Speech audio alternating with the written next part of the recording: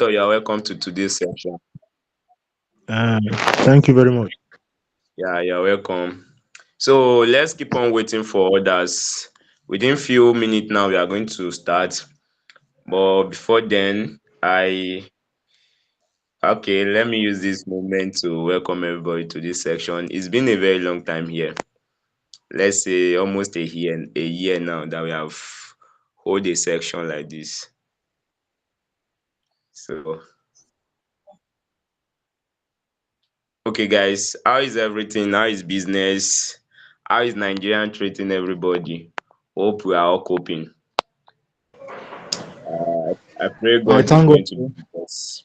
What you say? I say I thank God.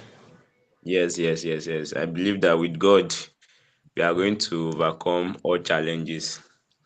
So For it's sure. been a very long time here. It's been a very long time here. Thanks to Telco Point that gives the privilege to have a section like this again before the end of 2024. I think the last time we hold a section like this was around 2023. So it's also almost a year now that we will hold a section like this. So it's already the end of the year. So thanks to Mr. Brimo and Top Up Mate team and Telco Point team for giving us the privilege to hold a program like this before the end of 2024. So I believe we all know why we are here this night. I'm going to be the moderator of today's section, and my name is Mr. Daniel Imosemi. I believe most people here knows me very well. So that's Mr. Top Crown Tech. Yeah, yeah, welcome. So I believe we still have more people to jump on this section. So this is still 8:05. So let's give them some little time before we introduce the facilitator of today's section. I want us to take our writing materials because today's section is going to be very, very wonderful.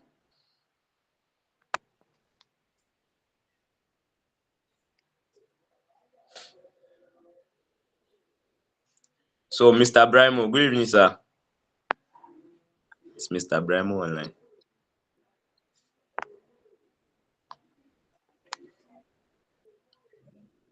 Mr. Unique Telecom. You are welcome, sir.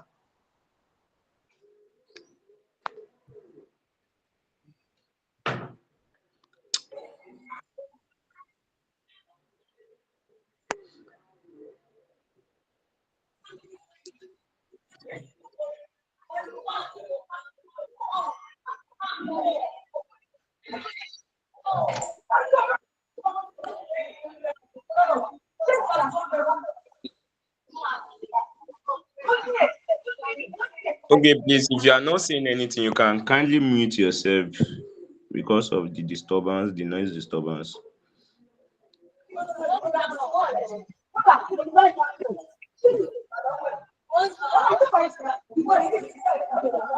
So, or let's say, okay, telco point. Okay, let me telco point.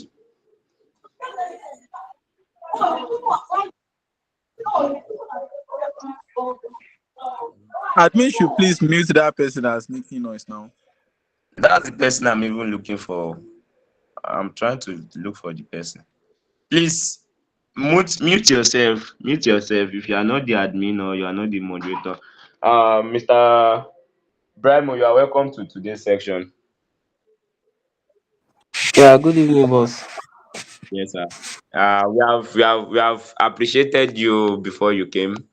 We say thank you, sir, for giving us the privilege to hold a section like this before the end of 2024. Because it's always a good thing to gather here as a family to learn one or two things in order to improve ourselves, in order to improve our business and make things easy for ourselves. So I would like to know if the facilitator of tonight's section is online. Yes, yes, I am. Okay, welcome, ma. So I'm going to When it's time, I'm going to introduce you. So before anything, let me first introduce my oga at the top, Mr. Ibrahim Yusuf, aka Brimo. Sir, is there anything you would like to tell us before we commence this section tonight? Oga don salon. No, just go on. Okay, if that's the case, I welcome you all to tonight's section. This is 8:09, and by 8:10, we are going to start the section. So before we start, I believe we all know why we are here tonight. According to the title of our section tonight, it says Mastering Money. We all want to see how we can try to make money, try to master money. What is money? You know, we all have different definition to money in this current situation of Nigeria and current economy. So the way you define your own money is different from the way I define my own money. And the way I see my own money is different from the way you see your own money. So we want to know and understand what money really is and how can we get this money in a nutshell. So our facilitator tonight, let me introduce her. Uh, let me see. I'm sorry. Okay, can we all hear me?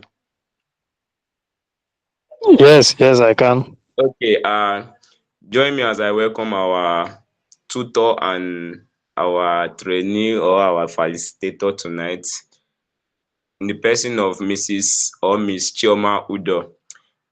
She's a product manager and a financial expert. So she's going to do the rest of the introduction herself. That's the bit I know her. So let's jam our hands as we welcome our facilitator this night. Please, I want to see that clapping hands. I want to see that clapping hands. I want to see that fire emoji. So, Mrs. Chioma, over to you, ma'am.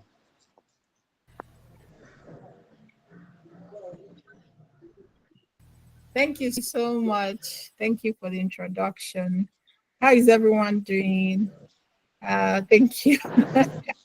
Thank you so much for the warm welcome. I'm excited to be in this community. Obviously, this is an amazing community because for you guys to have thought about this amazing workshop, it's really awesome. And yeah, thank you to Mr. Ibrahim Yusuf for taking the time and doing the organization and finding someone to teach this class. So amazing to meet you all. So please let me know that you can hear me. Can you all hear me? Yes, I Thumbs believe everybody. Yeah. Okay, Yes, we can hear you. awesome, awesome. Yes, yes, yes, I can. Thank you. To also allow us to move fast, let's have some housekeeping rules. Please, if you're not speaking, try to mute your mic, or even if you speak, quickly also mute your mics, okay? Just so that we don't get the background disruption, so that our class will be smoother and very quick and hopefully easy to understand. Feel free to ask all your questions. You can raise your hand, or you can just drop your questions in the chat, um, and I'll try for us to be to move as quickly as possible, but also have this session very, very interactive. My name is Choima Udoh, and I do absolutely love finance. I love teaching people about money, how to make money, how to keep money, how to grow money, because that's another thing. That you are able to make money is one thing, but that you're able to keep the money you've made, accumulate it, right? And use that to improve on the quality of your lifestyle, and hopefully give over to your generations as well, is another thing altogether.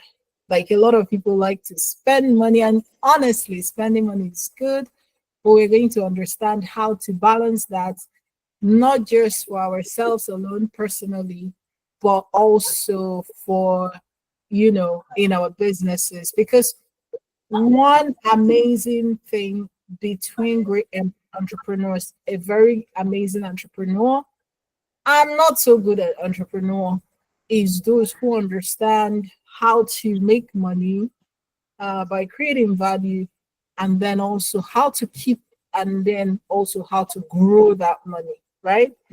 There's a very I know some of us might know him. He's an entrepreneur that I really, really respect. He's the founder and CEO of Rain Oil. He spoke a lot about um, you know, about how he used retained earnings to grow his business. And I know some of us already know him or has heard about his story. So back to my introduction, I do love teaching about wealth building principles. I love teaching people how to keep, grow, and manage money. And I'm also the head of product at Black Skill, currently just leading product. And I'm also a technology professional and a former founder myself. So, yeah, nice to meet you all. And we're going to just kick things off immediately. Thank you. Thank you. So I'm going to share my screen. Please let me know as soon as you start seeing my screen. We'll be talking about personal finances first, and then we will start talking about business finances, right? And I do want us to be as practical as possible. So that's why I said if you have questions, please let me know and you can stop me. So today I'd like to speak about what planning your finance means, how to plan your finance, how to track your expenses. Now we're speaking from a personal point of view. Like I mentioned, I'll talk personally first, and then we'll then go to business finance. Yeah, I wanted to do some teasers and see like where some of us are, and some of the facts or things that are myths, that happened in your life, right? Well, for me, I'm part of the people that I can attest to this, but I want to know if someone can attest to this. How many people were their parents poor and they have sworn to break that cycle of poverty? How many people? Just, you can use this emoji, any emojis. Yeah. Okay. Awesome. Yeah, I see some people. Yeah, I also see some show of hands. Awesome. So we actually can attest to this. Quite a lot of us. Okay. So the next one is, I want to live happy and debt free. Yeah. Okay. Yeah, I'm seeing some thumbs up. Some people are saying yes, yes, yes. I agree. Awesome. Okay, let's do the next one. I want to grow my wealth. Yes. How many people wants to grow their wealth? Awesome. That's cool. I want to leave some wealth for my children. Yes. Okay. So we have some people who say, okay, yeah, I want to leave something for those coming after me. It might not necessarily be so that they will do nothing, but enough, right? So that they can use it to do anything, they want. That's awesome. So how many people believe that they deserve to live wealthy, healthy, and happy? How many people? I truly deserve it. I believe it. I know that I can do this. Awesome. Awesome. Thank you, everyone. So let's talk about what financial literacy even mean. What does that even mean? A lot of us did not receive this on teaching or training about financial literacy. We didn't even know how important it was, in our lives, and how it was supposed to affect the entire adulthood. I see a lot of people say adulthood is scam. How many people have heard that? By show of hands, how many people have heard that some people say, oh, adulthood is just calm, it's just paying a lot of bills. How many people have heard that? Okay, Felicia has said that. Don't forget to use your emojis, please. Yeah, a lot of people say this a lot. I hear them saying it on social media. It's easy to get because some people will even put it on their status on WhatsApp. It's funny, but it's because life, especially adulthood, hit a lot of people, and they were like, "Oh my god! I thought when I become a grown up, in quote, I'm supposed to enjoy life, right? And money is supposed to drop from everywhere, and I'm just supposed to do anything I liked." Of course, that was a misconception a lot of people had.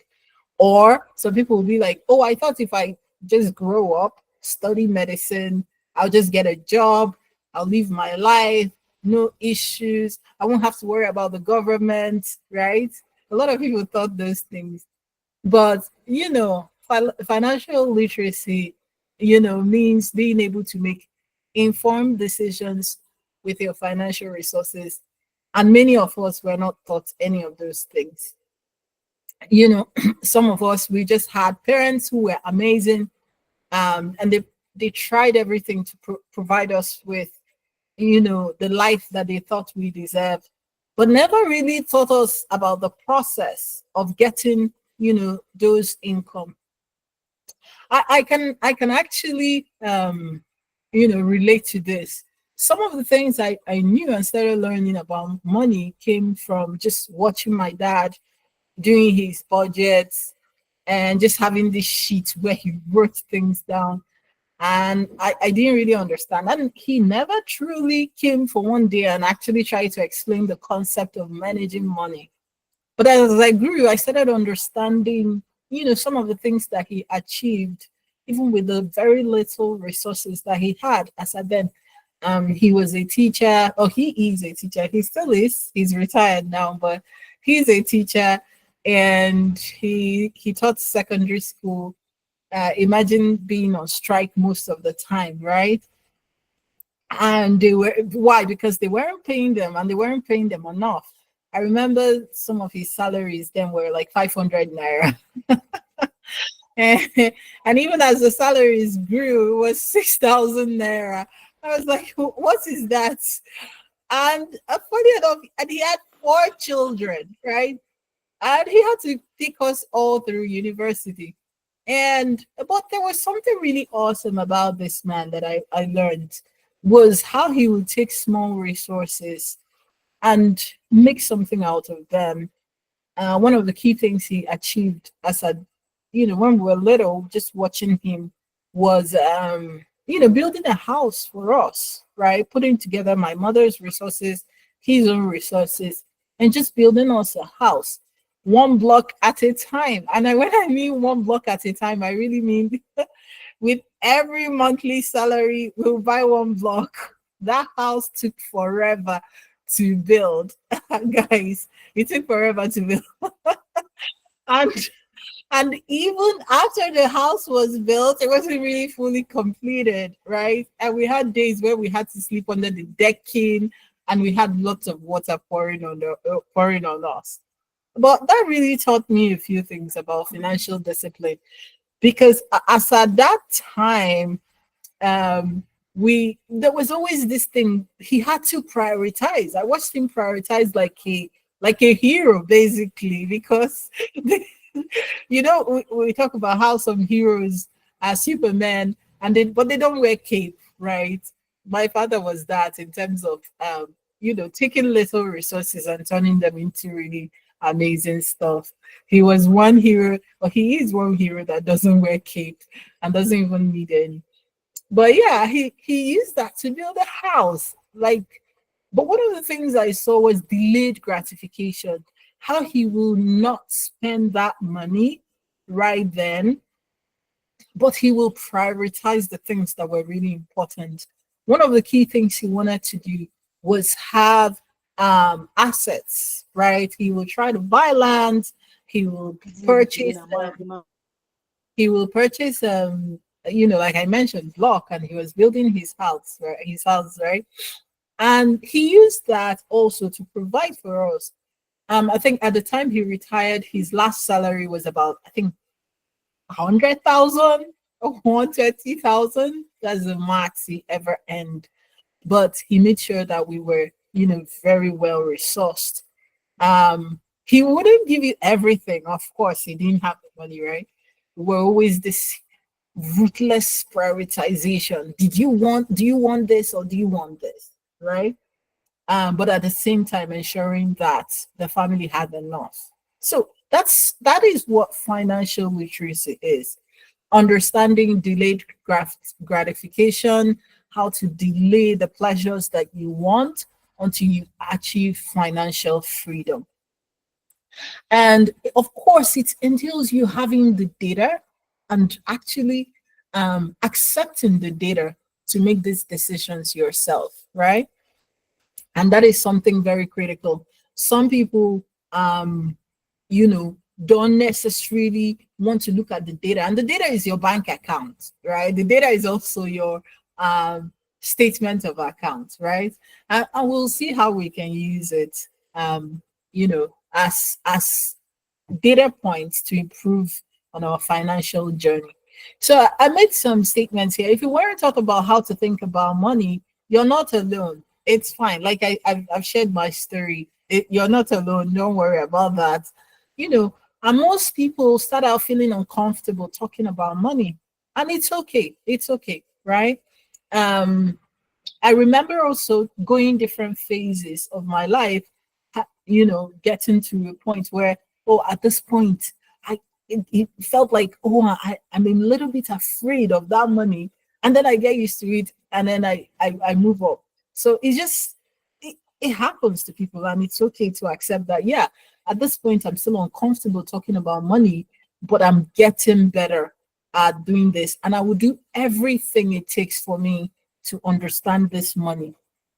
And that was just the approach I took and started talking about it, trying to understand it, asking questions, reading up about it, and started getting more and more comfortable with, handling money. It's our job to get as much information as we can while being kind to ourselves. That's something I want you to know. See, for in the aspect of money, no judgment, no judgment, right? We listen, we don't judge. We know that the things you feel like you've done, the money you've wasted is a lot, but no, we don't judge, right? At every single point in your life, when you understand that you need to master money and you begin to take those steps, right, to do so, then be kind to yourself because you're going to realize, oh my God, I made a huge number of mistakes and I cannot believe, so many things. I see a lot of communities, especially money related communities where people discuss it and some are like, oh my God, if you're in your 20s, if you're in your 30s, don't make the mistakes I made. I made terrible mistakes. Make sure you hoard. No, that is not the principle of money. The principle of money understands to be kind to yourself and understand that you're on a journey and that wherever you are on this financial journey, you're right on time. Yeah. So don't worry whether you're in your 30s or 40s, you're right on time. It's good that you understood where you are and you finally made a decision to join us on this journey to financial freedom. And I'm really glad that you're here. So how do we start getting our finances right and get into this process of becoming better and financially free as we see it? Now, the first thing is you have to get super clear on how much you spend every month, right? Please let me know if you can still hear me. If at any time my audio is not clear, please let me know. Okay, awesome. Um, yeah, so on this journey of financial freedom, there's no hiding from the data. There's no hiding from the truth. Do not allow yourself to hide your head in the sand and start, sort of like um tell yourself lies about where you are in terms of this financial journey. The first thing is just get super clear on how much you spend per month. I heard the story of someone who said that at some point he switched off notifications from his bank, but the main thing was he was running a business, and there was always money in his account. And the first thing he just spent money and spent money and spent money, right? And that is not the right approach to go on this, right? The best approach is to, but then he changed, he realized himself at some point when he went to his bank and said, oh guys, I need my statement. So instead of the whole month that he wanted to do, they did 3 months or 6 months for him. And he was so shocked, on how he spent so much money already. In fact, he said he almost nearly went into a coma, right? Because of the humongous amount of personal, because he was keeping his business and personal income together. He did not have a salary. He just spent money. Of course, he was making the money. He just didn't realize he had to do better in keeping and managing that money. So the first thing is just go to your bank account, go to your bank and make sure that you ask them for your financial statement. If you have never done this, right? If you are somebody who has never seen your bank statement, go and do this. Go to your bank, print the last 1 year or 2 years financial statement or bank statement for me, and let me even look deeply into my expenses so that I can understand what I spend. It's okay if it's 1 million, it's okay if it's 50,000, because of course everyone often spends on how, number one, how they budget, or how much they have. But the main thing is to write it all down and then break it down into categories, right? Write them down, put them into categories. Okay, this one I spend it for my children's school fees. This one I spend it for groceries, right? I spend this on food. I spend this on black tax. I hate that word, black tax. Helping your family, helping your community is not tax. But yeah, there's nothing we don't see on social media these days. But yeah, if it helps us to understand what I mean, right? Yeah, but then you need to also understand how much you're giving away, right? Of the money that you're making. And honestly, I'm the person that believes in giving away money. In fact, there is nobody who understands giving as well. I don't know. Other people understand it, but I try to understand it in such a way that I have a philosophy around it. And I do understand and accept that every single month there are people your money should bless, right? I do have that philosophy. But then you should break it down, understand how many people you're blessing with your money, right? That's how I see it. I don't see it as tax, or I don't see it as any issues. Look at the fact, for those of us who take care of our parents, how much do you spend on that? For women who like to look good, of course, how much do you spend on that? So put them all into categories, that bank statement of yours, and make sure that month on month you understand in total how much that money is. And if it's 600,000, it's fine. If it's 1 million, it's okay. But then once you have done this, now what you now do is you have data. You have data dating back 2 years, or if you don't have time for 2 years, do at least a year. That helps you understand the key core things or core areas where your money is going to. Now, of course, like I've mentioned, you know, start subtracting it from your income. Ask yourself, if I spend 1 million, if I earn 1 million naira every single month, and I have an expenses of 900,000, how much am I saving? Now be honest. So this is the place where you now need to do some good amount of work. and now become honest with yourself, right? How much am I saving? Right? You will, some of you are going to see that when you do this exercise, um, every month your expenses might actually be minus maybe 100,000, minus 100,000, or for some people, even minus 200,000, right? I know a lot of people that when they pay them, right, when they make some payments, they go first of all and pay off backlogs, meaning that they already were owing some debts before their new income came in, right? And that always puts them in this rat race where they are always, their balance is always minus, right? So, but once you've done this, now it now helps you to understand what your expenses were and what your balance at the end of each month. And be honest with yourself. Like I mentioned, no judgment. Listen to yourself as you do this. Let it be a time of reflection for you, right? No judgment, just an understanding. Okay, this month was minus 100,000. Yeah, I paid it back, but then that means this month I'm also not having a lot of money. Make sure you know that, right? Write it all down. I have my financial expenses sheet, planning sheet dating back years now, right? Because I've been on this journey and just being honest with myself. Now, once you've done this, that's great. Awesome. The first big step is done, right?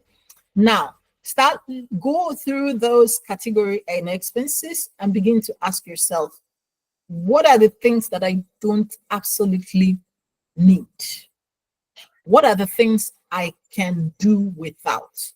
And begin to slice them down, one after the other, one after the other. Now, people are always tempted to have creep in lifestyle as your income grows, right? I mean, there is always a place for living good life. I mean, once in a while, treat yourself, but make sure you tie it into your goals. Very important, right? Okay, for a lady, I love this hair. It cost about 500,000 naira, but I'm not gonna buy it until my investment portfolio hits 10 million or until my investment portfolio hits 5 million naira, and stick to it. One thing, let me tell you something about failure. When people begin to fail is when they commit to something and fail themselves, even in the things that they have committed to, right? And then that creates this cycle of, oh, maybe I'm not good enough, or maybe, hey, I'm not able to do these things, or maybe it's too hard, and then you give up. Start small. Forget I've mentioned 5 million, 10 million. A lot of people might not have those, right? But you could start small. If that hair costs 50,000 and you absolutely want to get it, then tell yourself, okay, I must have an investment portfolio of 500,000 naira before I'm able to get this hair. So that's gamify this entire experience, because that helps you to become better at planning and owning your own finances. Okay, so gamify the entire experience. You could also tie it to performance goals in at work, right? Let's say your appraisal is coming up and you're saying, okay, I won't buy this hair until I'm able to earn, 700,000, right? And that's good as well, but you have to be careful then. Why? Because if you were earning 500,000, they did an appraisal at work and they topped or they increased your salary by 200,000, and now you earn 700,000. There is a huge tendency that you will begin to spend 700,000, right? And that's why I don't necessarily tie these goals to work performance. I prefer investment performance. Why? Because you want to create a system that drives you towards your goal, and you want to live a financially free life. You want, if anything happens, for your children to have something to depend on. You want to have been responsible with the resources you've been blessed with. So it's always best to tie it to your investment goals, and no matter how small, no matter how small it is. Now, um, once you do that, it sets you up to start. So you say, if you saw beautiful shoes and you just bought them, or nice sneakers and you just bought them, it's okay. Now, before I buy any of these things, I have to make sure that I reach a milestone in my financial journey. Now, because you have cut off a lot of these things, you need to create a system to help you also get them, right? You want to enjoy good things, and you should. I mean, it's your money anyway. You've worked hard for it, but also you shouldn't be responsible with this money, right? With these resources. So, in being able to create a system that is gamified, you will enjoy it. Oh, okay, I want to buy this shoe. Yay. Currently I'm at 300,000. I need to get to 500,000, and then I'll buy this shoe. That gives you something to look forward to. And don't have too many of these things that you want to buy all at once. Okay. Don't have too many of these things. Take it one at a time, right? And then something you should do is, if you get a promotion at work, regardless, let's say in 2 years you were promoted 3 times. Let's say you went from 300,000 to 500,000 to 700,000. Please find a way to take every promotion, every money you got on that promotion, and still live as if to say you are still earning 300,000, right? Why? Why? I mentioned that there is always a lifestyle creep. The more money you make, there's always this huge human centered tendency to want to feel rich. Okay, you want to feel rich. You want to show that, do you know I was promoted? Do you know that I'm now a big boy? Like, I'm being paid 700K now. Like, I'm the head of products, like, or I'm the head of engineering. Like, what are we talking? Like, I mean, I need to flex, like one guy put it. We needed to shut down, right? Shut down the city, right? And you are shutting down the city with the money that should form a basis for your financial freedom. And this is really, really, really serious. A lot of people don't understand how serious this is. One thing is that a lot more companies now cannot no work. So the way the work used to be then, which our parents enjoyed, was what? Getting what? Pensions. More and more, that pension is being erased. In fact, in more so if you're working in organizations like technology, or you're running your own business. Like, how many people can you guarantee anyone that you're going to pay them pension, meaning that they will earn the last salary they earned for life? Even the government is struggling with, keeping that promise, right? Most state governments are having issues with paying pension. Now, some people don't even have that as an option. Why? Because you run your own business, you barely can pay anyone a salary, right? And in fact, you will need more and more workforce as your business grows. And you're very sure that you can, you can't promise them 100% pension, right? But there is also something that is going on. The time you're working, your working age, when you are sure that you are strong and in good health, enough for you to work and earn income, is finite, in the sense that you might work 30, 40, 50 years, and then you need to go and rest, or you need more medical facility, or more medical expenses, right? Then that's when you might need resources like constant therapy, even if it's physiotherapy, you want to go for massages more, because your bones ache or something like that, and you don't have the income at that point to take care of you in old age. So, what happens at this time, right? What happens? And this is a question, or this is something that every one of us should take serious, right? It's not just for you, but also for your family. At that point, who takes care of your kids, right? If you didn't marry so early, you might require a lot more resources, because then you might be having kids at that time, right? And you might need to be out of work. So financial freedom allows you to be free, to be truly free, right? And like, I'm gonna try to move fast and move forward quickly. So the your first commitment is to make sure that you have a budget as much as possible.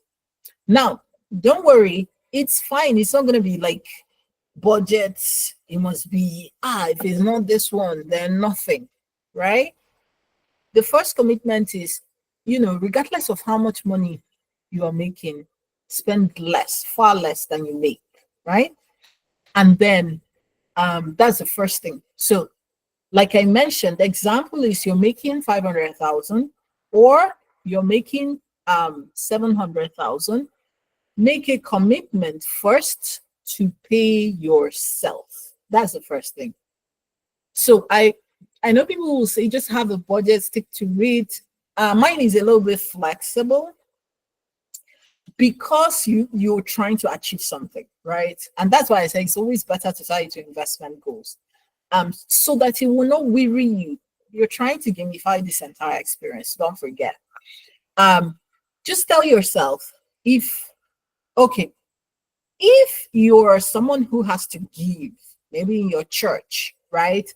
Or you have to give to in the mosque or to the community, maybe you say, okay, first I do my 10%. If you're a Christian, maybe you tithe, right? That's the first thing. Then the second thing is I must pay myself first. Okay. Now, in paying yourself first, do not tie it to any number. You can say, I must do not a minimum. So depending on what you have to do, let's say it's a month that you have to pay your children's school fees. So of course you need more resources. But tell yourself, I must do at least a minimum of 10 to 20%. Now, if you're audacious and you're moving mad, you need to get to where you're going very fast. You need to be looking at least 50 to 60% in paying yourself. See what it does? It helps you to build up cash very quickly so that you have enough income in your emergency fund, and you can start now taking all the other funds and investing them, right?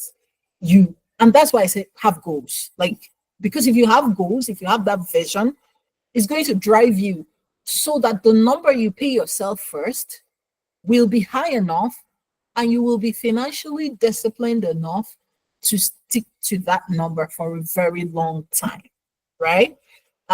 Example is, if you make maybe 500,000, you pay yourself 500,000 from your business, and you tell yourself, I have to just do 50,000, 50%. Use a percentage. I prefer a range of percentage, right? That helps you to be flexible so that days or months or periods where you need to spend a little bit more because of a few things, you don't feel guilty, because that's another thing. There is no guilt, there is no pressure. You just have to gain this habit where you're consistent, right? So tell yourself, I can do, like for me, I try to stick at least 20%. That's the minimum. But because I have a goal, let's say I'm trying to move towards having a cash pile of 5 million so that I can invest it in maybe a commercial paper, like MTN commercial paper, then I'm going to make sure that I'm doing at least 50% of that total sum.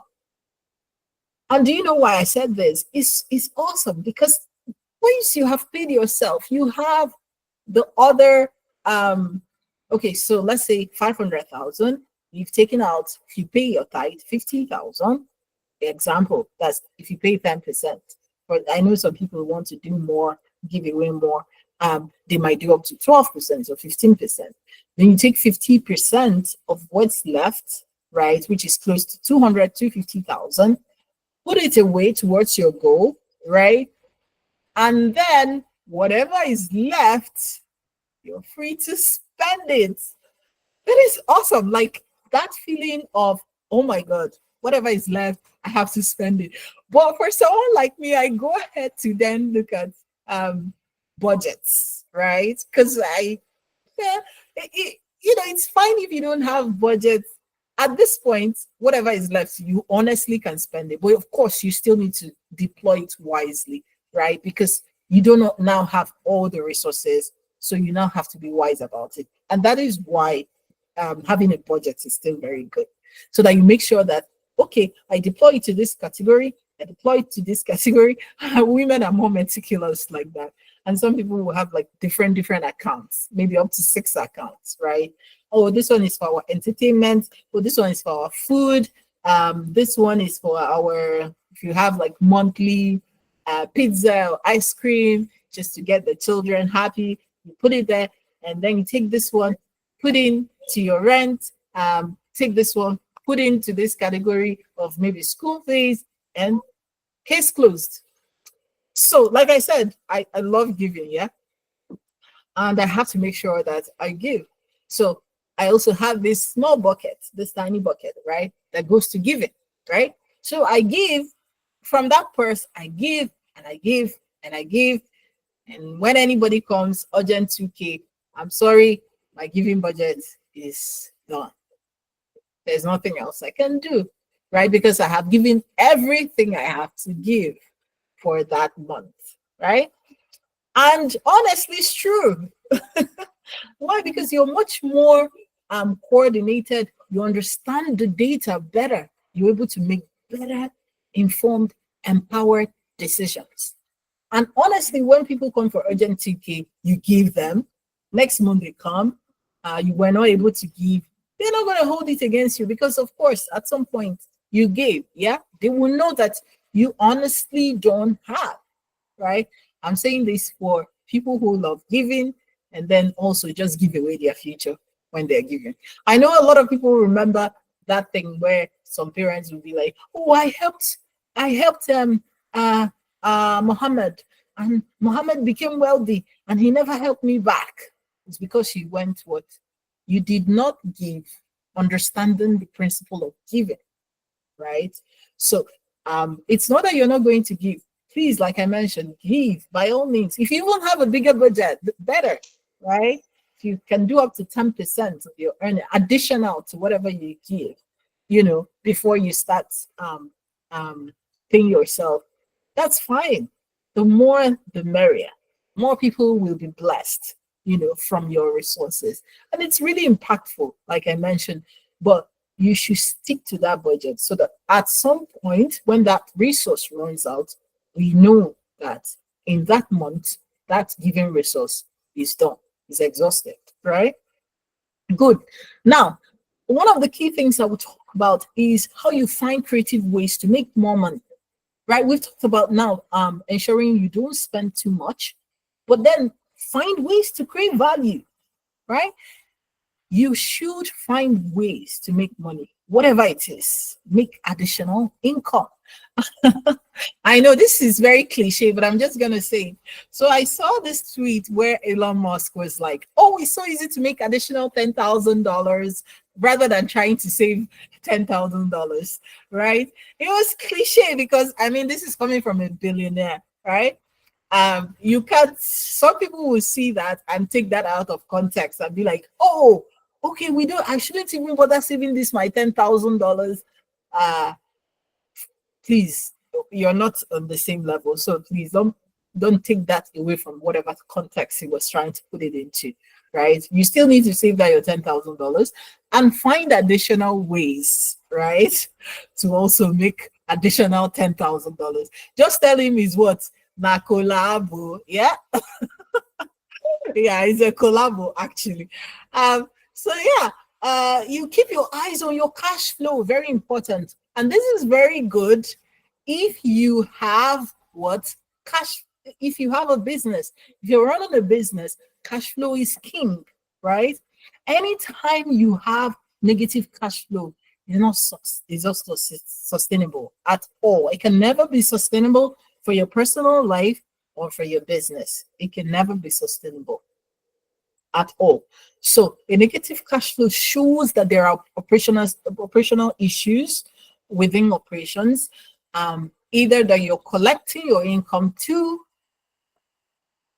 too slowly, right?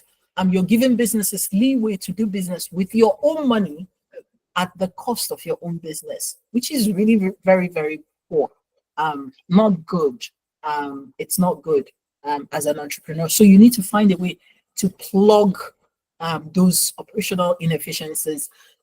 Also, in terms of your payables, maybe you're paying too fast, right? You should also find avenues, especially if your vendors are bigger companies that can afford it. Find avenues to owe them for a longer period of time, right? Instead of having people owe you for longer periods of time, have owe vendors for a longer period of time. Your payable should be 60 days at least, right? Or 90 days. If you can negotiate it, meanwhile, your receivable should be nothing less than 30 days. In fact, if you have people who can pay you immediately, collect your money immediately. Why? Because it helps you to have positive cash flow so that you can keep turning over and keep growing your business. Awesome. So I've mentioned pay yourself first, but I'll just say don't save what is left after spending. It's terrible. Don't do that. Don't do that. It's not after you're done spending everything, you now say, oh, it's time to now pay myself.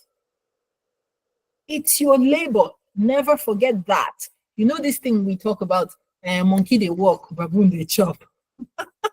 If you don't pay yourself first, really baboon is chopping because you are going ahead to pay everybody else your hard-earned money before you think about yourself. I know I used to have that issue too. In my mind, I'm like, oh, I'm owing this person. I should pay them. You're owing this person. I should pay them. Why should I, think about myself first? Like I told you, it's been a journey for me. Okay. And I believe it's also going to be a journey for you, but it's doable. It's doable, right? Understand that you have worked hard for this money. If there's anybody aside from God that deserves this money, it is you. And stand solidly behind it, right? And this is the money I worked for, and I did not work for it so that Babu would chop. I worked for this money so that I can enjoy myself, be financially free, decide to retire at 40 if I desire, right? So make sure you don't have any guilt. In fact, deal with it in your heart because it starts from the heart. Some of the things that affect our relationship with money is some of the things we tell ourselves about money, right? I deserve this money. I deserve, and what you allow others to tell you about money. Some people will guilt you for having money and not giving them. They're just, some people see your investment account, they'll be like, hey, this woman, you had money. You had money. And I was begging around for money. They will guilt you, especially for women. We know that, right? But even men, even your spouse might guilt you, even your wife might guilt you and be like, and I was begging you for that phone, I was begging you for that hair, and you say you love me. How? Which kind of love is this? I know women can talk, eh? They can take it to another level. I just be like, I'm sure you don't love me. You're very wicked, man. Yeah. So it's possible. It's very possible for either of the spouses, if you're married, to guilt you and to talk you out of believing that you deserve the money that you have made. And please do not allow it. Don't allow it. It's not, just make peace with it. In fact, most times try not to quarrel with them, because it means that they are not in the same money altitude as you are. And the more on this journey the more you accept yourself, accept the decisions you're making, the more peace you will have, and the more abundance you will enjoy. This is from experience. Money, opportunities will find you. You will begin to enjoy more and more, earning more, having your skill set being used in different places that you never even thought. People willing to pay you for things that you did for free with all your heart. Right? That is exactly what this mindset does. You enjoy abundance. You enjoy this wealth. Like, you just know that you have peace. So don't allow anybody to guilt you into feeling that the decisions about money that you're making is wrong. Okay, then like I mentioned, we have not started talking about the money that you're saving. Like, for those of us who do like 50% at least, right? Then where do I put it? The first thing I will teach is for you to have an emergency fund. It's very important to know that if you're out of a job or something happens to your business, you are able to live on the proceeds of your emergency fund, right? So your emergency fund is like 6 to 12 months in terms of your expenses, right? So what I've done is you take this money and put it into an account that also is a high interest yield account, right? So please, I'm not affiliated to any of these organizations, but I'm going to mention some examples so that if you don't have experiences in some of these things, you can see which ones to use, maybe just from experience. Example is PiggyVest, right? PiggyVest has this 8% savings account that you can save in, right? If you have a huge bulk of fund, this account will make you money and make you quite a lot of money. In fact, if you can have up to, I think I was seeing some accounts. I think Stanbic had something, and I think Sterling also has something as well. We were calculating how much 2 million will make you per month. If you have something like 2 million in that account, I was seeing something like 36,000 or so monthly, right? It's not a lot, but it's better than if you leave it in your Access Bank or your GT Bank or your regular First Bank or even your OPay, honestly. It's not a lot, but it's better, right? Because that income will compound. If you don't touch it and you leave it there, it compounds. So that compounding interest, you will enjoy those benefits. And of course, if you still want to build it up, so what I've done, like I mentioned, is that gamification. You can say, okay, let me build it to 6 months. Make sure I have all the money I need for 6 months, expenses, rent, for people with kids that have paying school fees within that period. And then you can say, okay, let me move it to 9 months, right? The next milestone could be 9 months, and the next best milestone 1 year. But for your emergency fund, it shouldn't be more than a year, right? Just so that if anything happens and you have to be out of work, you know that plus the interest it has earned, you're good for that, at least the period of 1 year, right? So once that has been built up, then of course, right, is now best for you to take it and now start putting in an investment account So of course, um, some people will talk about dollar cost averaging, but Naira investments are also quite high currently. We have investments that yield as much as 20%, like commercial papers, 25%. Um, Federal government bond does almost 22%, 21, 22% if you're doing up to, I think, 3 to 5 years, right? And treasury bills, I heard they're doing almost 30%.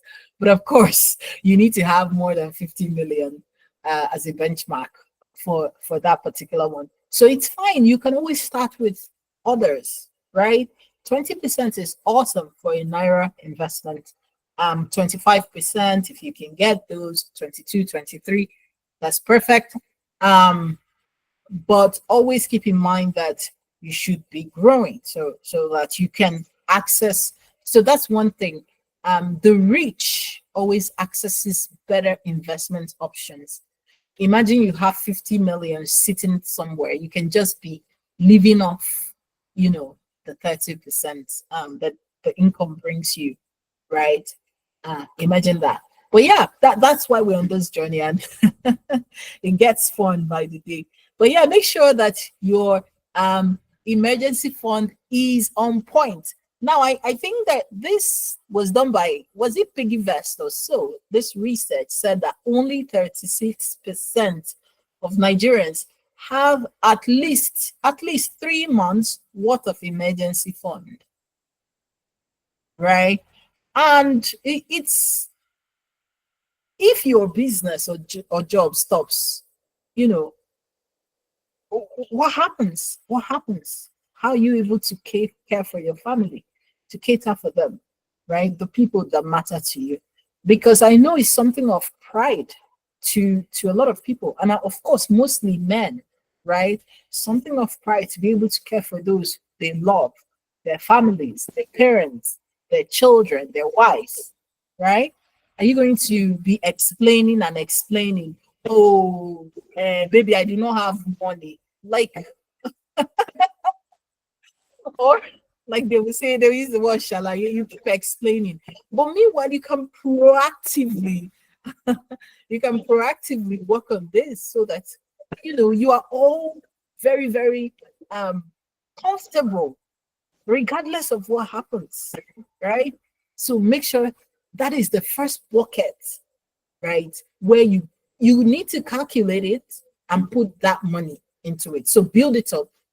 Let's say my expenses or my family's expenses is 300,000 per month, and we want to build it up to maybe 3 million or 3.6 million to cater for 1 year, right? Just so that we're sure that regardless, we have a year's worth of income. Um, just start building it, right? For someone saving 200 or 300,000, it will take you maybe 10, 12, 13 months to complete that milestone. So once you have done that, then we can then move on and start looking for better investments, right? I've already mentioned this. It's recommended that you aim for between 6 to 12 months of spending available in your emergency fund and put it in a high interest savings account. I've used First Bank MMF, that's money market fund. If you do have a dollar savings, it's good. RiseVest offers those. PiggyVest also offers those. Please, this is not a financial advice, but yeah, do make your own research and then decide. Some people feel safer in banks, right? And others are okay with fintechs. I don't have a preference. I'm just I'm going for the bag. If you guys offer more, or I understand the thesis, right? The investment thesis more. I try to explore those. So if you're a business owner, it's always best to have a retirement account. So think about it, okay? And make sure you also have a health insurance. Try as much as possible. For those who also work and have a business, good. If you're If your company can support your health insurance, that's good. Then aim for a retirement account. It could mean anything, right? Just make sure you contribute. So that contribution now starts going to your retirement account. That retirement account could be, like I've mentioned, the dollar fund or a money market fund if you want low risk. So it depends on what you want to do or achieve. It could also be maybe a commercial paper you bought, right? Or treasury bills. Just have something, right? So what it means is that that account, wherever it is, you keep contributing to it. When it gets to something, when it gets to a point where you can invest it for more profits, invest it in that low risk. And please don't gamble away your retirement. Please, I did not mention crypto, right? For people, crypto works, but it just, you have to be sure that you understand the investment thesis, like I mentioned.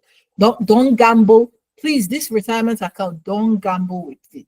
Do not see, even if it's 10%, be content, right? But what happens is that when you now have that retirement fund enough, and you can diversify, it's fine, right? Especially if you're young. In fact, it's always best to diversify if you're young. If you're less than 30 or you're around 30s, okay, you can do a mix of stock, commercial papers, bonds, treasury bills, money market fund. Just do a mix of those, right? The more time you have to work, the more time you can diversify. But if you're up to 40, 50, 60, don't gamble it. Don't say, oh, I had this new fad that came up, or I saw these new coins. Oh my God, mine coins are it now. Please do not gamble. Why? Because you need to be sure that this money is safe, right? And you're already close to retirement. So you should be sure that your income is very safe. So yeah. So once you have those, like I said, have gamify it. It's fun, right? You ensure that if you use some money out of your emergency fund, you put it back, right? If you use up some of course you shouldn't touch your retirement fund, never, right? But from your emergency fund, anytime, because anything can happen and you just need some funds from there. But make sure you build it up back and leave it there. And then, like I mentioned, invest in money market fund, invest in stock market, invest in real estate, invest in businesses. Also, building your own business is the best thing that can happen to anyone if you have what it takes. And it's okay. I agree. Everybody cannot be an entrepreneur. It's fine, but understanding the principles of running a business and building it from an asset perspective so that you can have an exit, right, when it matters, gives you all the financial freedom, right, that you can ever imagine. In fact, that could even be a retirement plan for you, right? But regardless, still make sure that you're building up your retirement account and investing in different things like stocks. And if you can do US stocks, please make sure that you learn before going into any of these things. Why? Because when you don't have enough knowledge, you might tend to lose more in the market. I've had to pay a lot of money to learn some of the things I know. I've joined communities that are, investing together in terms of angel investing, stock markets, Nigerian stocks, and US stocks, right? I've had to pay a lot of money, different classes in, um, how to run a business, how to improve on businesses, how to buy and sell, acquisitions. Go ahead and do these things. None of them is a waste. There is no greater investment than the investment that you also make in yourself. Why? Because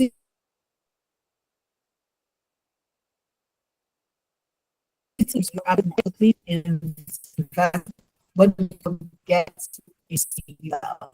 Do we have questions up to this point? Questions up to this point before we quickly get into a few things from the business perspective. Okay, I King, you want to ask the question? Okay, if you have any question, you can just raise up your hand. Okay, Okay. Kagura.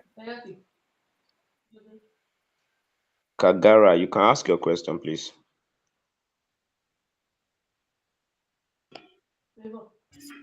Are you there?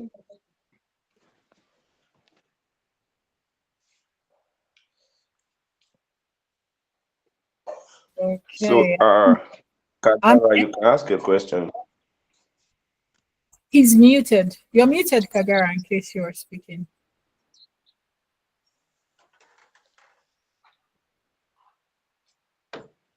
We can't hear you. You're not muted anymore, but I still can't hear you. Is he talking?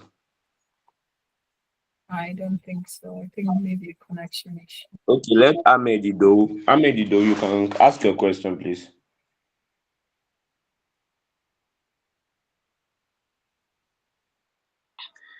Yeah, good evening, Ma.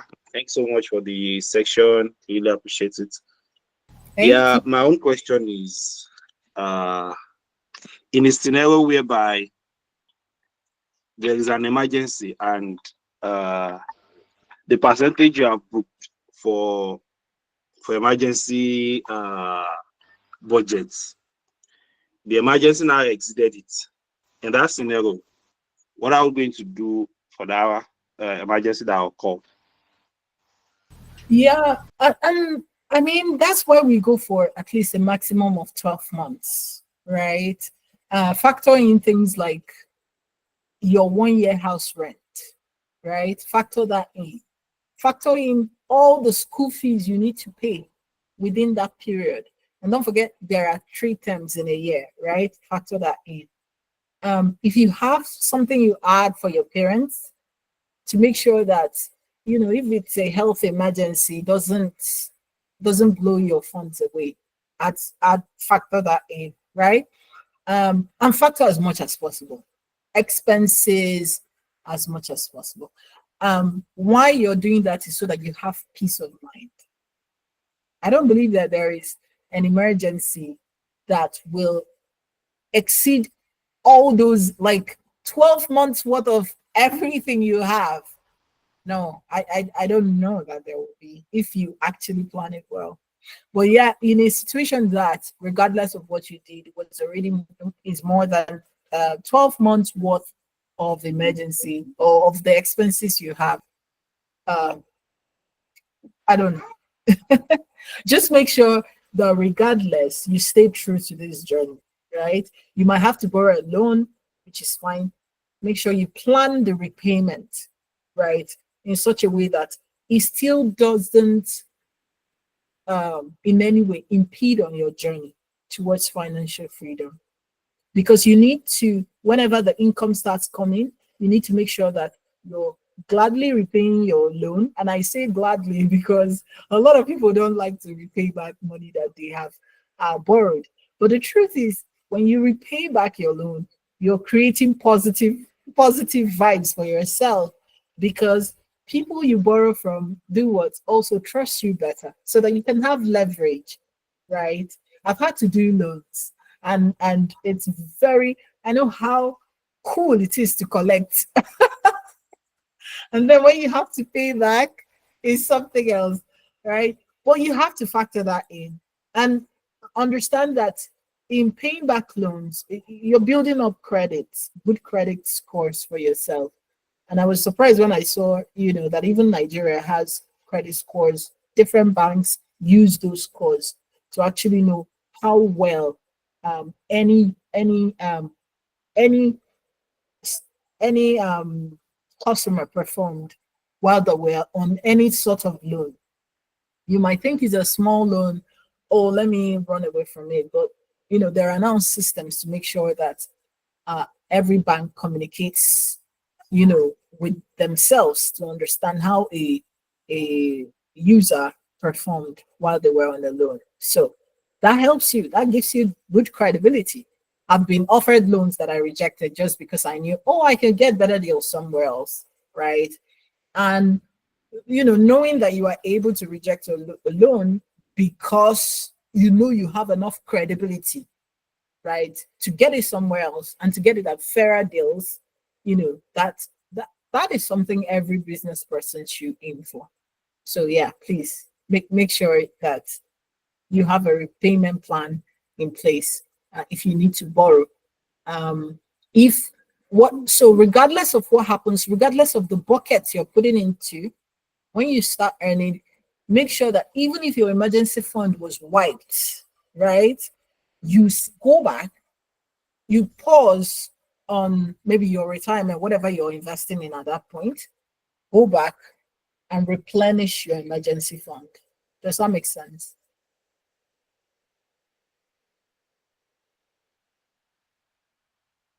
Okay. Okay. Awesome. Thank you. Who's the next person? I think we have Ibrahim. Ibrahim, can you?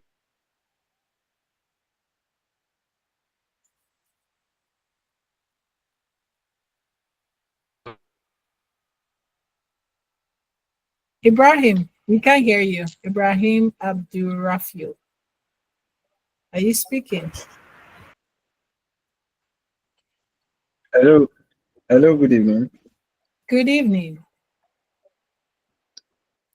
My question is, you mentioned that you have a spreadsheet for all these calculations, Yes, but yes. in the actual sense, we young people, we do not have the time to like sit down and do the calculations, all sort of things. Most of us who do these businesses all around, we are not we did not actually plan the business. Most of us are guilty of this.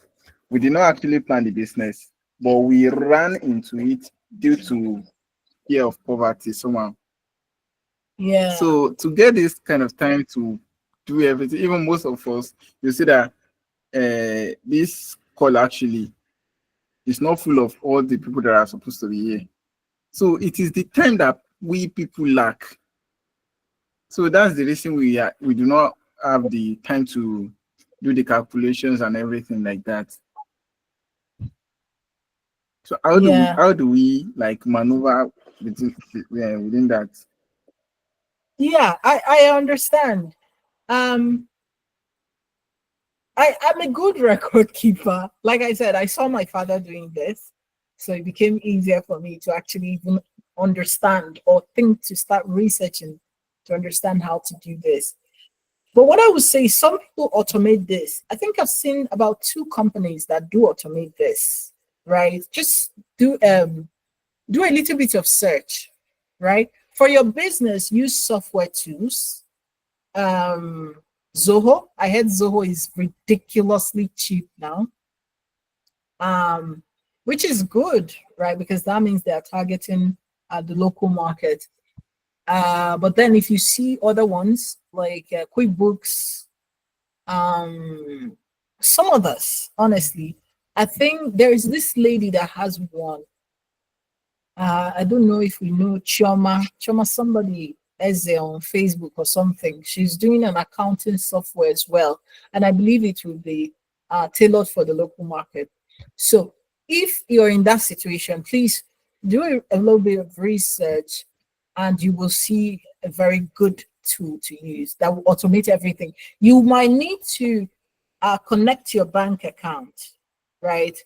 And this is done for you automatically. But you need to sit down and read your financial statements when they come in, when those reports come in, right? If you don't, you're giving yourself um, the permission to fail at this. You need to, like I would tell anybody, block out time. and do your finances. I don't know how many of us have even think about access finances and budgets for businesses and personal. Yeah. Ah,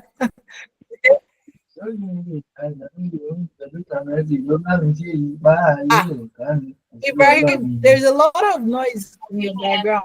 I really appreciate those of you, and I appreciate that particular forum. Okay, yeah, thank you. Thank you for meeting yourself. So if at all you have started working on 2025 budgets, you should know you should block out time. It's always best if you block out time, right? Um, Regardless whether you're a hustler, you're doing a part-time business, you're doing full-time business, you're doing 10 things at once, find time to sit down and work on your finances. If you have time, don't automate. I would say this: if you have time, don't automate. Do you know why? You grow the consciousness of handling your money yourself, right? Understanding deeply, intimately where you spend your money on. That can give you a financial edge more than anybody else, at least. Well, in this journey. And not that we're comparing, but it gives you an edge if you don't fully automate it. But yes, if you need to automate it because of how busy you are, please go ahead. There are some of us who also have chief financial officers, which is awesome. But make sure you sit down with them, block out time, have times where you guys meet and you're seeing the numbers. How's the cash flow? Where's the money going to? How are we saving as a business, right? And you actually, as a CEO or owner of the business, have the right to say, even as a business, we must save 40% of our proceeds every single month or even weekly, right? We're saving it, we use it to buy assets for the business. So the same principles I've taught, even for personal finance, is also the same principles for small businesses, right? And also, honestly, for every business, just you will see, okay, companies like Google have, I think, in excess more than 60. I think they earned in cash flow last year or this year ending more than $62 billion, right? Just sitting in the bank doing nothing. Some of them have 300 million, $400 million. Even local companies here, some will have 500 million, 1 billion, just in cash, sitting around doing nothing, right? Do you know why? Because in these businesses understand investment. In a downtime, in market downtimes, assets will be sold, right? Assets are being sold off. Now, if you don't have cash to invest as a business, you will miss the biggest opportunities that come out at those times. So always make sure you have cash flow. You could be investing now, but you're also having some cash flow that you keep, or like some cash that you keep that makes money somewhere. It could be low interest, it could be high interest. But the main thing is that in event that there is an opportunity too great to pass up, it could be buying another company, right? That helps you to expand, that you will have the cash to do that deal and do it in a way that's is really, really mouth-watering. Yeah? Okay, awesome. So find time, regardless, find time. Okay, next question. Sorry.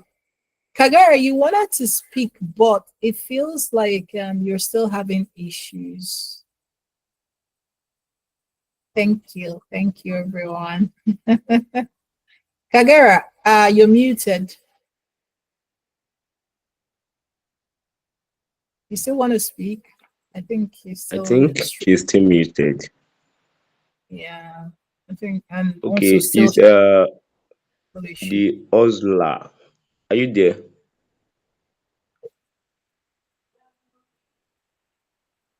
Uchenzi Ozula. Hustler. Okay. Yusuf, you can talk if you have a question. Can ask your question. Yusuf.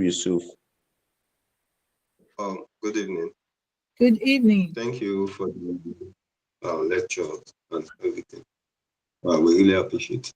So, in addition to the like the piggy best you mentioned for saving money and other stuff, so I'm using one currently, which is exam aside.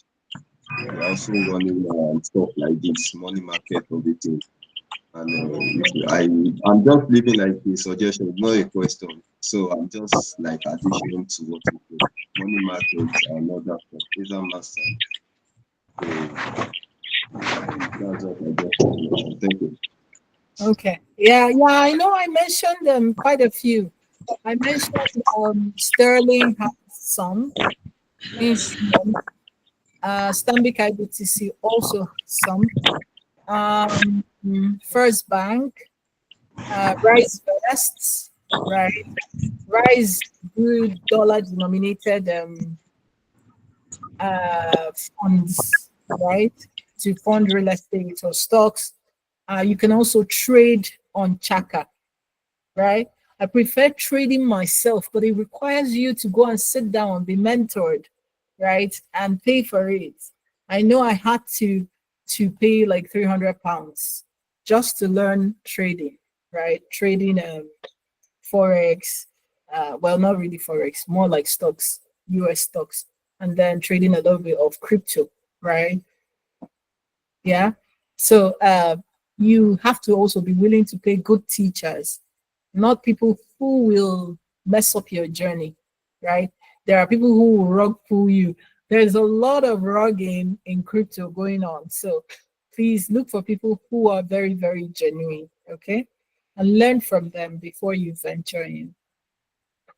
Okay. Can you drop an exact link? Like, can you recommend to us the people you learned from, like all this trading of it, so that people can meet up with them? No, I cannot recommend.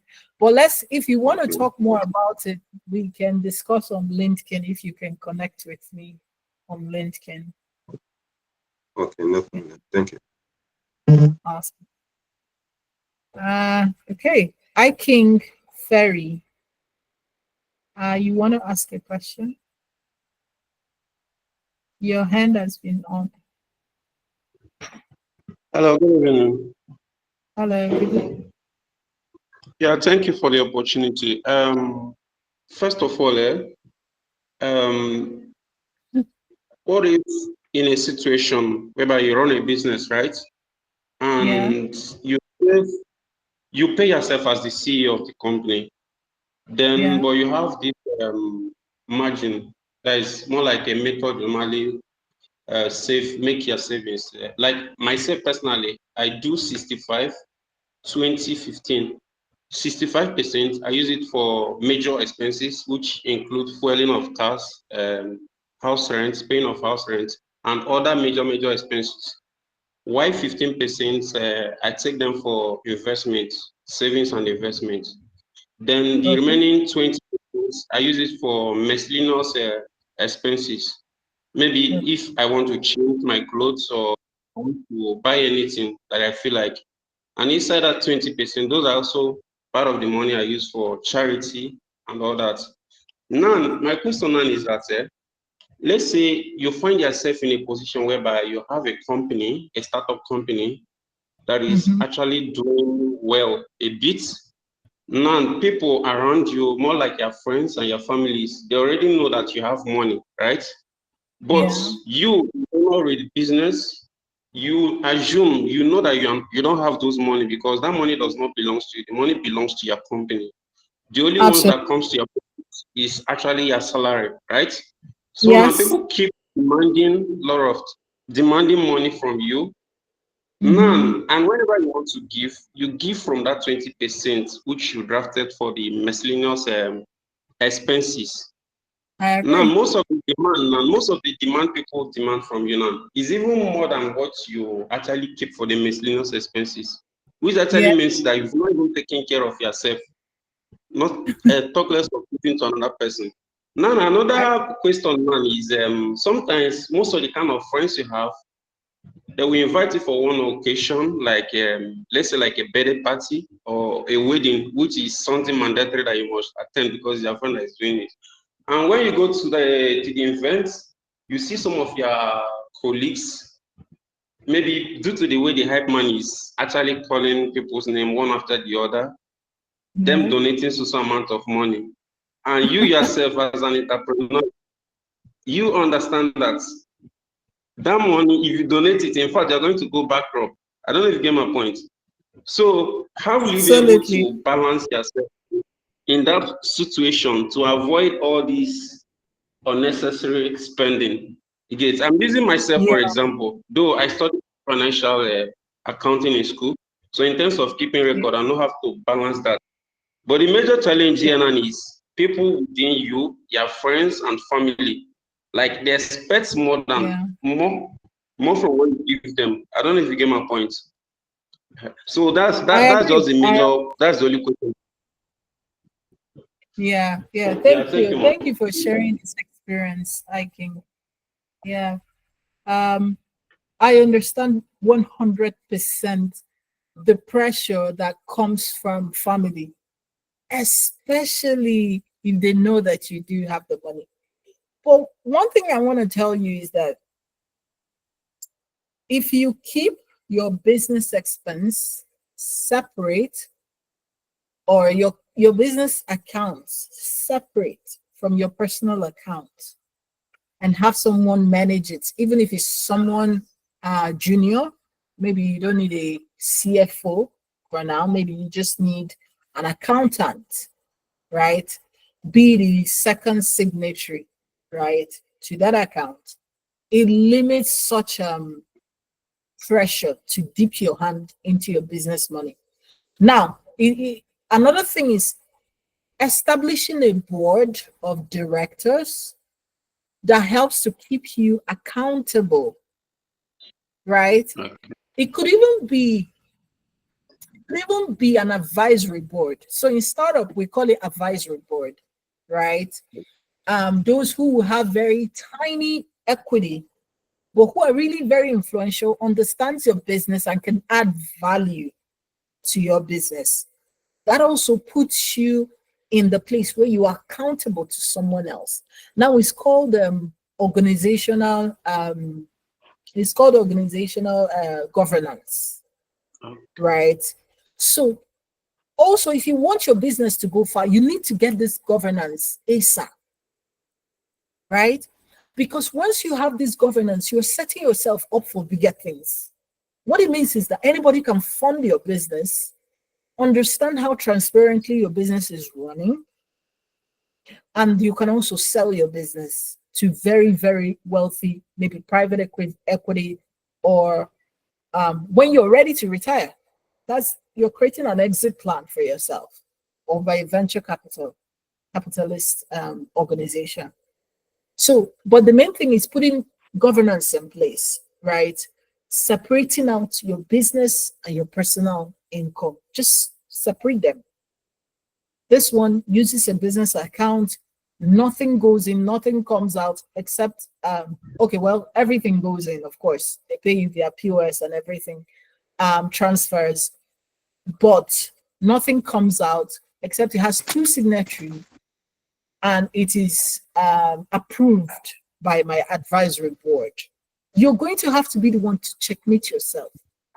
And like you said, the money is not yours, it's the businesses.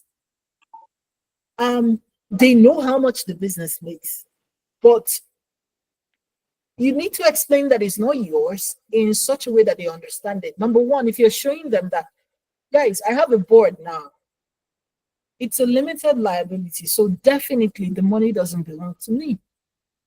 Yes, I have equity. Equity in the business is how much of your money you're using to run the business. That is what your equity is.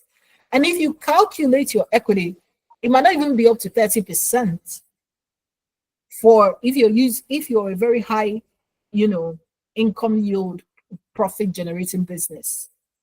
We like to think that all the money in a business is ours, but actually in a limited liability, majority of that money belongs to the business itself. So and when you sell a business, you're actually selling your equity in the business, not necessarily 100% of that business is your own equity. And in setting yourself up for success means knowing these things and letting it be open to a governance board for you. And like I said, setting up that advisory board helps you. It could be 2 people plus yourself. That's your board. 2 people plus yourself. Very influential, keeps you accountable, takes no nonsense from you. They are not your friends, highly influential, brings a lot of value for your business, connects you to people, very highly networked, right? Understands the intricacies and challenges your business has. And you know, having those people, once in a while you can say thank you to them. They are not, and they should also be people who also are financially, already established in their own lives. They don't necessarily need your money. Yeah, you can say thank you. They can have a tiny equity like 0.002% in the business. It gives them skin and they make sure to keep you accountable so that that business will succeed. And that is a great way to keep accountability in your business and ensure that so that when and have that personal account. Like I said, once you have paid yourself first and ensure it has gone into whatever fund you have set up, be free to find a way to show them the account, especially the account that you give from. Like OP. Yes, maybe like OPay. This is my account. Like I'll be showing it to them.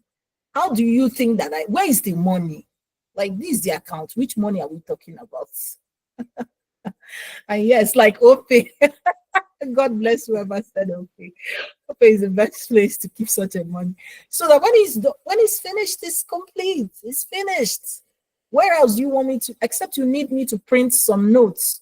I can. And you have to be dramatic about it, right? I mean, I can cut some paper now and start giving you. Like, and you need to, like I mentioned, commit to it. If you don't commit to it, people will sway you. They will guilt trip you. They'll make you feel like you're the worst brother. You're the worst uncle, husband. You're not even helping me. You're supposed to do this. I'm not saying that you don't have your responsibility, right, to handle. But aside from that, it can't be more than that.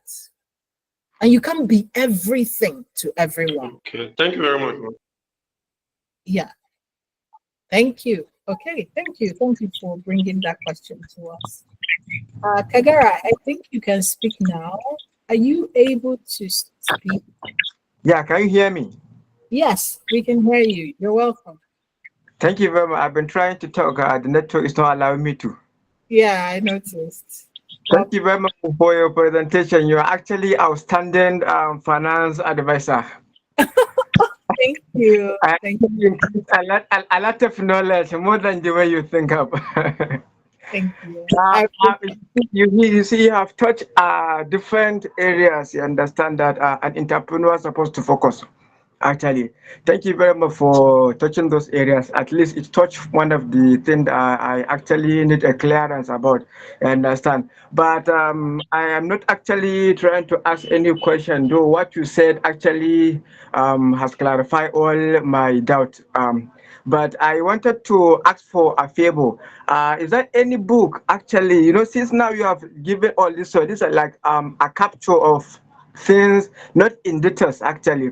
Is there any book, any finance book you might recommend for us, a self-development book that actually when you read you can get a lot of insight onto this, all of these things like the savings, the financial things, all of that? Yeah. Well, I do read quite a lot, and honestly, I'll leave it as open as possible. But one of the basic ones, the series I really read was Robert Kiyosaki. I read almost all his books that I could get my hands on, right? Rich Dad, Poor Dad. We all know those ones. The Richest Man in Babylon. Why? Because this helps you form an ideology around money and understand how it works in truth. Um, why students do something and A students work for the government. I don't even understand. But I read a lot of his books. Why? Because they were ridiculously simple and they went straight to the point. I've also I read things like uh, the hard thing about hard things, something about uh, this guy, this guy who also was an angel investor, turning how he turned I think he said turned Okay, okay. $1,000 to $100 million, right? Yeah. Quite a lot of them. And don't feel like you should be set of it. I mean, if you're able to listen to podcasts, that's a very fast way of reading books. Summaries, right? Okay. Also, audiobooks. So Yes. just do maybe a subscription, Audible, and get as many books as you can. And just explore what people are saying about wealth. Most of the times, the principles are the same, and it's the principle you should be looking at. Because those are the ones that will form the foundation of how you understand and think about money. Just make sure they are sound principles, and that should help you. But more than reading is also where where you um the place where you actually execute. So more than reading, you still have to execute. And success is actually defined. Is the only divider for success is those who Exactly. execute and those who don't. And then those who execute with accurate precision, wisdom, with understanding, right? Yes. They are the ones who actually get the results. Among those who just do one thing. So thank you. Thank you very Thank much. you very much. Don't be angry, please. The last thing I wanted to request again. You see, there's a popular course that is going around. They said the person you are going to be in 5 years depends on two things: the books you read and the people you hang around with. Please, I would like you to actually give us your handle. Actually, like your LinkedIn, if possible, your Facebook, so that I can continue to follow you. Your inspirational quote and maybe post might actually help us in the future. Thank you. Yes, yes. Yeah. I do appreciate your your comment. Thank you. And yes, I will give you my handle definitely. Yes. Uh, thank you very much, Thank Kagara. you very much. Thank you. Thank you. Mm. All right. So I'll just put up my handle for people who want to see that. But then I'll still answer questions if you do have, right? If you have any further questions, please let me know and we can still talk about it very quickly. So on Twitter, I'm Josina Choma, and on LinkedIn, I'm Choma Peace Udoh. So please connect with me. You Um, can put it on the chat. Okay. yes. Okay. Yeah.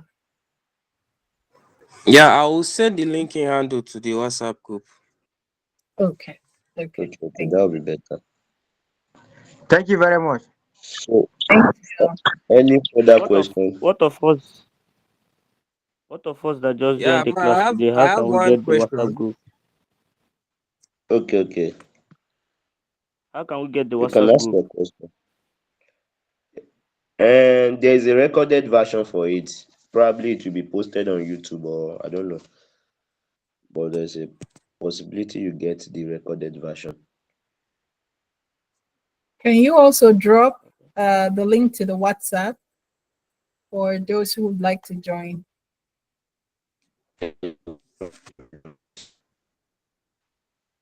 Okay, I'll just drop my phone number so you can message me on WhatsApp. Okay. Yeah, that would be good. Brent, I have a question. Okay, that would be good. Yeah, am I audible? I have a Yes. question. Yeah, you can ask a question. Okay, so my question is concerning investment in land. So a lot of people have this concept that when you have enough money, the next thing you should do is to actually build a house. And some have this concept that the next thing you should do is to actually buy a land. While some have a different option, which is that you should actually build a house and give it out for rent. So, and a lot of people now are saying investing in building house for rent is actually not profitable. Like it's going to take you more than 10 years before you can actually get profit from you renting out a house. So I just wanted to get your opinion on that. Yeah, thank you. Thank you for asking the question. So, one of the key things I know is that um, every investment is a value holder. Okay, that's what I need you to look at. Okay, every investment you make, whether it's in lands, whether it's you're accumulating cash, right, in dollars, hopefully not in naira, but yeah, like I said, not financial advice. But every single investment decision you're making holds value. Um, Regardless of the school of thought, if you have a thesis for investing, please, by all means, go with it. Even the house, right, that you decide to build for yourself could hold value, right? Don't look at it as, oh, I must live there forever and ever. Just tell yourself, I'll live here for as long as it's possible and then I'll sell. One thing that one school of thought that a lot of people have issues grasping is this creating value continuously. I think Nigerians have a lot of problem with understanding that anything that holds value can be sold and reinvested, right? And it's not that you build house for rent is good. It's awesome. It holds value. It's not necessarily for profit immediately. Yes, it gives you income. Now, what is good about rent is that it gives you income, cash flow. And if you understand the concept of cash flow, it's awesome. But let's say you see a better opportunity, a better investment opportunity, and you decide that you're going to swap that your rental property value for something else or for cash so that you can invest it in something else is actually okay. 100%. Right? The only thing is, one, like my father will always say something. Like I said, the man is a superman that doesn't wear cape.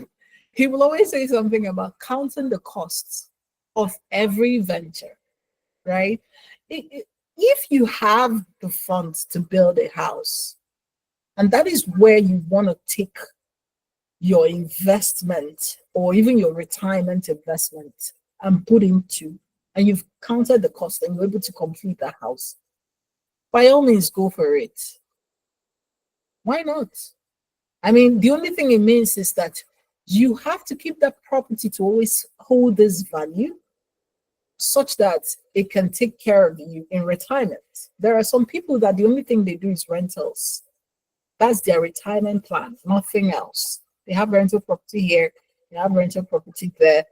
If you're like us, we're younger, right? We understand doing stocks, all these other ones, and you understand it deeply and you have a good understanding of how it works, the thesis, then please, by all means, feel free to diversify. right? And have fun. I mean, like I said, gamify your investment journey. Invest, be curious. I mean, you have one time to live in this world. Be curious. Invest in as much things as possible. But please, like I said, don't gamble it. As far as it's not gambling, explore, you know. So there is no right or wrong. I think that's where I'm coming to. There is no right or wrong, you know, for whether to buy properties, buy lands, or build houses for personal or for rental. There is no right or wrong. What do you want? The main thing is, what do you want? What are your investment goals? Right? What are you looking to achieve? I have properties that hold value, right? So it's as good as, oh, I don't want to have this in cash. I could have it in lands. I could have it in a building. That's just what it is. Assets are just that, holding value. Okay? So there is no right or wrong. Where do you want to hold your value? I think that's the best way to phrase that question.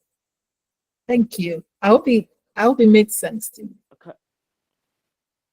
Yes, ma'am. Thank you. Thank you. Do we have any other questions? Can I invest in stocks and make good returns? Yes. The answer is 100% yes. I think I decided to put a tiny amount in US stocks earlier this year. Like I said, I had to go learn. So please do not just go out and do it. You have to pay money as well and be willing to pay money to invest in yourself so that you can gain confidence. One thing I noticed about investing in stocks is you need confidence. You need understanding of how the theory, the mindsets of traders work and the mindsets of long-term investors work. You need that understanding. Same thing when I went to invest in businesses and startups. I went to the school to sit down to understand how it works, what's term sheets, what are the different vehicles that I used. And I think I'm up by 40%, right? Imagine it's 100,000. If I'm up by 40%, that's like up by 140,000 naira, right?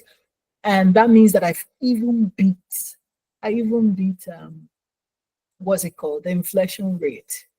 So if you know what you're doing, yes, you can do well investing in stocks.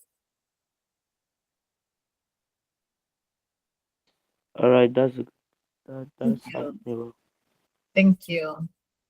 But before you invest in stocks, invest in yourself. Find a mentor, teacher. Awesome. Thank you. Any other questions? I think we've exhausted our time. Okay. Mabs, some enterprise, you have something to say? Mab SM, your hand is up. Ahmed, Udoh, you have a question? Yes, I have a quick question to ask. Thank you, Coach. My own question is, you already have a thriving business that is earning you good income and a good profit from it, but you still have these what's it called? These you are still working under someone that you are collecting salary from the person, but the work you are doing for the person, it's not the real goal or the real your right pursuit. So, but your business is thriving, but you don't want to leave the job, and not leaving the job, it's not secured. But the business you are doing, it's earning you some profits. In that scenario, how can we navigate through it?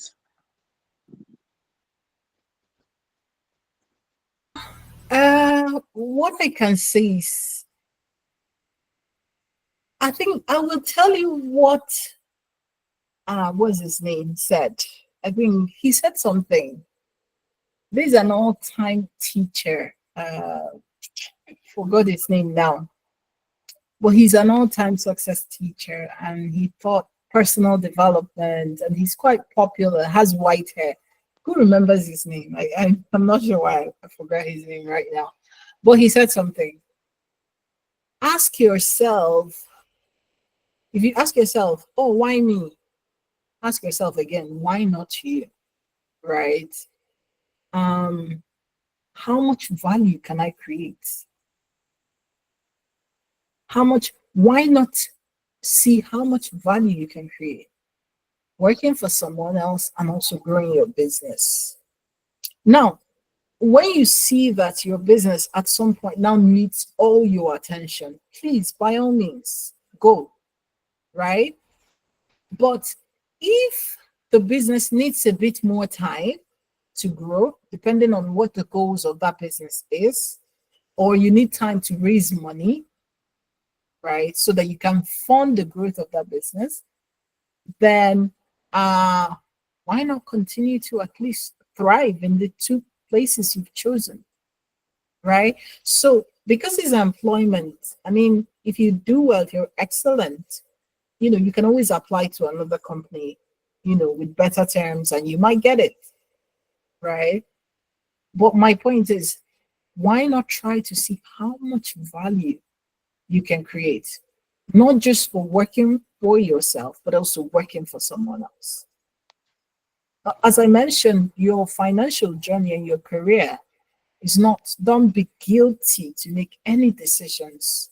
Just understand your why. Why? So set goals for when it's time to leave the company. How do I know that it's now time for me to stop working for someone else and start going into my business? An example is someone who wants to found a tech startup and says to themselves, okay, I'm going to work for the next 10 years. Make sure I save up $100,000 in investment cash, right? So that I can take a part of that money and invest in my company and start it up. So that's the metric. So if that person starts working or works for 10 years and tries to exceed, as far as even maybe not have worked for 10 years, but meets their financial goal of having $100,000 just sitting in an account, in an investment account, then of course that time they know it's time to leave. So that's always the best things. Tie everything to goals. Sometimes it takes introspection. How do I know that I've succeeded at this point? Okay, how do I know it's time to stop working in paid employment with this business as my side hustle? Okay, how do I know that it's time for me to get married as a man? Maybe I earn 300,000 naira. I'm sure I can take care of, my family. I'm sure I XYZ.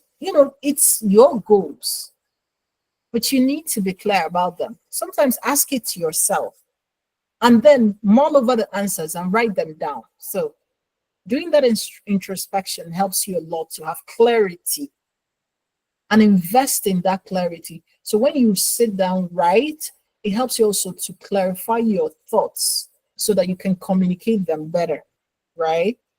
So that even if you are speaking to a woman you want to marry, you will clearly tell her the reason why you think, right, that you're ripe for marriage.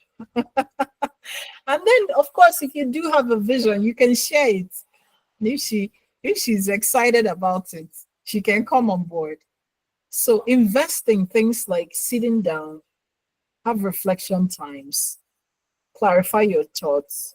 If there's something that you are trying to achieve, try to sit down and ask yourself, when do I know it's time to make this jump? And write down all the answers that comes to you. Then slowly think about what are the ups and downs. Life is about trade-offs. Don't be afraid to make those trade-offs. Don't be afraid to make those decisions as well. Does that make sense for you? Okay. Yes, it does. Thank you so much for the answer. Thank you. I really appreciate it. Thank you. Okay. All right. I think there are no more um, hands up. Felicia, you wanted to Okay. speak. Yeah, I think that's true. Felicia wanted to speak at some point. Felicia, you're a lady. Please, can we hear you? I think I've spoken only to men. You want to say something, right? Nobody's raising his or her Oh, hands. okay. Awesome. So, okay. Okay. Okay. So thank you. We For Thank have to. for can I ask a question, please?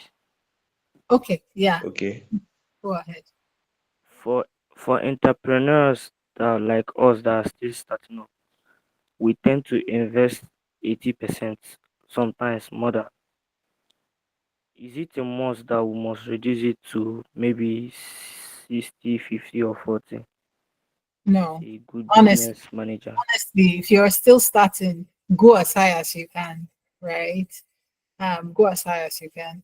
But make sure that you separate your business finance from your personal finance and make sure you earn a salary. Please, regardless of how much your business is making, make sure you earn a salary, right? And see if you can use the advantage of retained earnings to grow your business. If not, earn out, earn that salary because you need to place yourself to have financial discipline. Okay. All right, thanks. Thank you. Thank you. So thank you everyone. I've enjoyed this session so much. Thank you all for being so Yeah. engaged Thank you. and for Really all the love. appreciate your time. Thank you so much. You can give her a round of applause. Yeah, keep it coming. Keep it coming. Keep it coming. Mrs. Shioma, thank you for your time. Uh, the section was a fire, to be honest. I really enjoy every bit of it, and I guess everybody here to enjoy it today. So thank you for your time. Thank you Thank so you for your much. knowledge and everything. Thank you. And thanks to So this I believe community. there's no one with. What do you say? Thanks to the community and to Ibrahim for organizing. I really appreciate the Yeah, invite. yeah, yeah, yeah, yeah, yeah. So I believe no one has any question again tonight. We'll be The rounding up. slide, please. Help us with the slide through WhatsApp. Thank you. Okay, okay, Yes, sir. Yes, sir. Thank you very much. okay. Every other thing will be communicated through the WhatsApp Okay, okay. community. No, we Yeah. we seriously need the slide. Why? Because like me, my network disturbed me. Please. So just try to Okay. help us so that we can go through the slide and get what we miss inside the meeting. Thank you, sir. All right. All right. We'll do that. We'll do that. Thank you very Thank much. you, God everyone, bless. for your time. Yes, thank you. Thank you. We wish you a Merry Christmas and Happy New Year in advance. Same to you, Thank you, sir. guys. Thank you Thank very you, much. guys. So, But the Ibrahim, other guy if that drop account, we should send the 10,000. Somebody said we should send 10,000 to Money Points. Can we send it or what? So money for what? no, I don't know. Oh, The guy just please, drop please, account. he's just playing. No, he's just playing. Don't send anybody money. Okay, I'm just okay. saying no. You want Hey, to do I see Christmas account I'm giving? number Money joking. Points. 10K. So I I don't open just my app, joined the so I want to class. start 10K. I Sorry. just joined All right. Okay, Ibrahim, is there any other thing we need to talk? No, that's all for now. Okay, in the absence of nothing, I think we are going to call it a day. Thank you, everyone. Have a good night rest. You God try, you bless you. try. Good night. Good night. Oh. Drop the slide. Oh. Let's go. No sleep for me. Oh.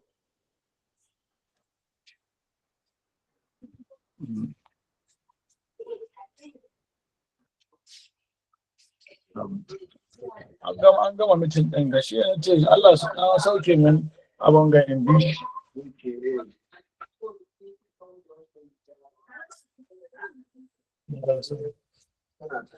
Ina ta surutu Is wallahi. that supposed Wallahi platform.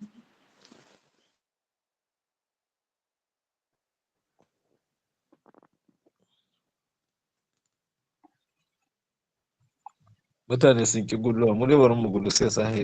Bye, everyone. Everyone's left now.